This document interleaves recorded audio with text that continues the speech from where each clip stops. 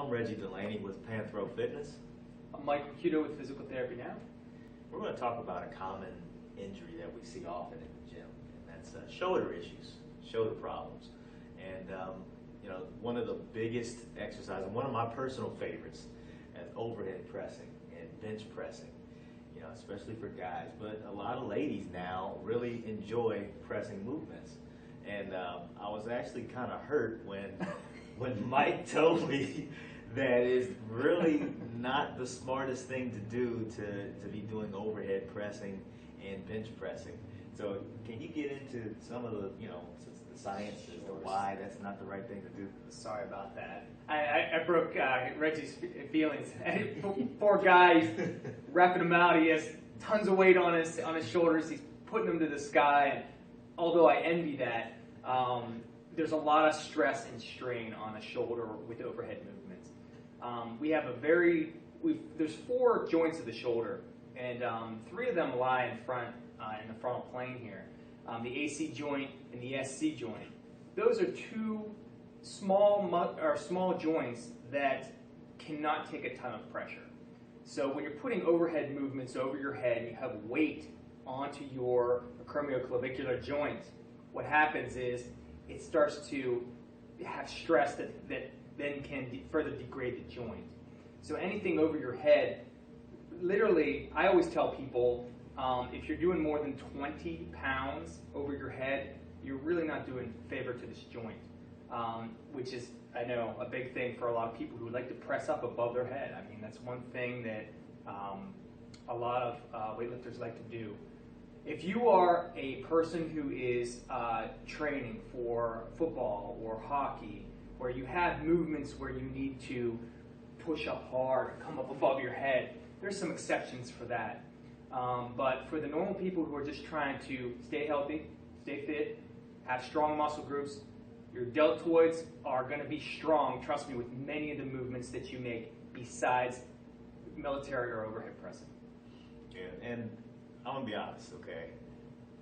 I'm probably not going to stop overhead pressing. Now, I'm going to be honest, and everybody that I'm talking to is not going to stop They're overhead not, pressing. why would they? But what I want to show you are ways to make it just a little bit safer, even though it's still probably not the best movement, like you said, but there are ways to make it safer. So what I want to show, let's show first kind of the normal way where the shoulder joint is exposed and we're pressing up. And I'm going to show you, and this is how most people will overhead press. Now get your arms wide, because this is where people really get themselves into trouble. Is having that shoulder joint, go ahead and press it up. You see how exposed you are when you press like that? And it really opens up that shoulder joint. And Mike, you can talk, you can go ahead and bring it down. You can talk to that and how that's dangerous on a whole different level. Yeah, the further we go away from our body, the more the strain we have to put on our shoulder. And our shoulder joint is a very, it's a very dynamic joint. The stability is really in your back and not at the ball and the socket joint that we have here. The further out you go from, this is midline, the further out you go, the more strain you're going to put on that glenohumeral joint, the ball and the socket. So Rosie, she's from here, she's out here into this. Now we have pressure through the acromioclavicular joint, and now we have pressure through the glenohumeral joint. With that added weight, what we have is an unstable joint where you're pushing force through that unstable joint. Not a smart move.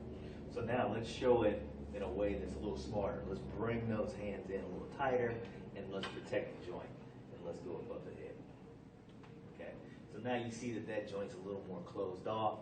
You don't put the same kind of pressure on it, and it's just a little bit different, but you're still going to get the same. Still going to get the same work, right, Mike? You're still working your anterior deltoids and middle deltoids with this motion. Of course, once again, to take pressure off of those joints, you can simply come up to here, 90 degrees in both directions as well, is what I recommend. But like Reggie was mentioning, weightlifters aren't going to do that. They're going to want to do those presses. Just like we all get in a car, some of us buckle our seatbelt. We know we need to buckle our seatbelt. If we get in an accident, it's our own fault. But here's a little bit of a better way, a more controlled way to do this.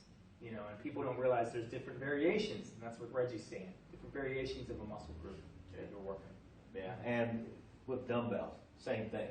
You know, you have one way to do them where I see most people when they come in the gym, they like to lift them with their elbows way out here and press here. Let's close those shoulders off a little bit and press straight up. Now you're a little more protected.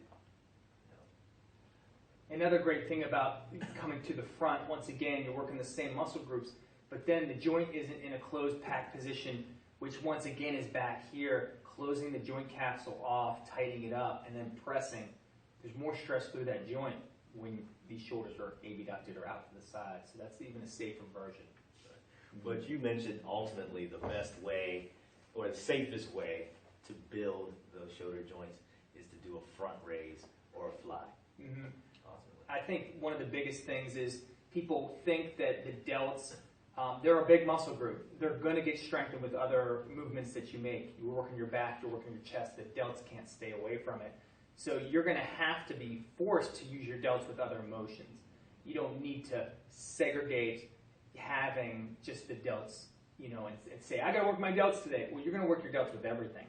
So keep that in mind. And you don't have to really push it as hard with the delts.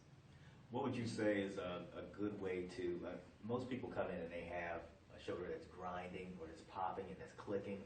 Mm-hmm. What's a good way to understand, I need to go see somebody?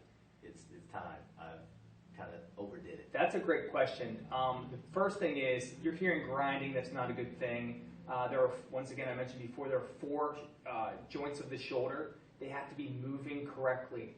The wing blade or scapula in the back has to be moving in your back to then support the shoulder to rise up. These things have to be moving. If there's any bit of pain when you're raising your arm up with or without weight, that's a time to get in to see, you know, someone like myself before you get into some of these bigger movements, because the structures underneath the deltoids, the pecs, the lats, there are certain stability musculature that has to be in place before you do these bigger movements, or the bigger movements will want to take over and they're not biomechanically sound to be doing these motions without pain. So before you enter an exercise program, it's a good thing to kind of get checked out. But then again, if you're having pain in the shoulder with any movement or without movement, that's another great way. You just get checked out first. You know? I think we'll leave chest to the next segment. Yeah. But I think that's another place where we see a lot of exposure to the shoulder joint, and we can cut that down considerably, because again, I know that people are not going to stop bench pressing heavy. Mm-hmm. I'm not going to stop bench pressing heavy. I know that. But you know, I don't want to damage myself either. Right. And there's ways to mitigate the damage, prevent it, and we'll talk about that in the next series if that's. Sounds great. Absolutely, let's do that. Right. Again, if you wanted more information, you can go to www.panthrofitness.com, fill out a form there, and I'll get back to you in probably 24 hours or less. You could also go to www.physicaltherapynow.net, I'll answer questions directly at physicaltherapynow@gmail.com. Fantastic. Cool. Thanks. Talk to you again.